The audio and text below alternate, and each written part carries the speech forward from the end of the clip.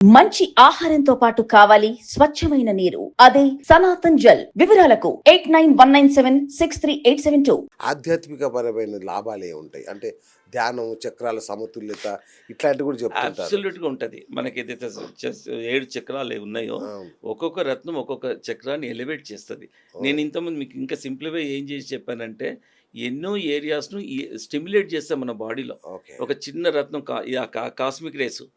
So, ఇట్లా ఒక్కొక్క రత్నం ఒక్కొక్క దానికి మనకు చాలా ప్రాధాన్యత ఉంది. అది చక్రం మళ్ళీ జ్యోతిష్ శాస్త్రంలో సంబంధించిన విషయం. ఓకే. బట్ ఓవరాల్‌గా గ్రహాలతోని అనుసంధానం ఎక్కువుంది. ఓకే.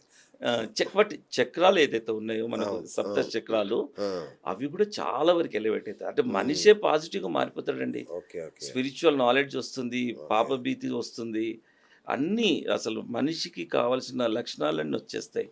నిజంగా ఇప్పుడు మనం పాపాలు చేస్తూ పోతే కూడా దాని ఈక్వల్‌గా దాని సఫరింగ్ కూడా ఉంటాయి. హ్మ్. సో, ఇలాంటివన్నీ మనకు దీంట్లో చాలా రత్నాలలో మీరు మీరన్నట్టు చాలా వరకు సమతుల్యం జరుగుతుంది. ఎకలాజికల్ బ్యాలెన్స్ జరుగుతుంది ఈ చక్రాలలో. అవును. అసలు మనిషి ఓవరాల్ బాడీ లోపలనే మీకు చైతన్యం వచ్చేస్తుంది. హ్మ్. అసలు చైతన్యమే కాదు, ఒకలాంటి హారా మీకు ఫార్మ్ అయిపోతది. అవును. అందుకే రాజులు పిచ్చోళ్ళై రాజులు రత్నాలు ధరించలే. ఆ! కేపబిలిటీస్ పెరుగుతాయి. మరి యెస్. మనిషి లోపట ఉన్న కేపబిలిటీస్ పెరిగిపోతాయి.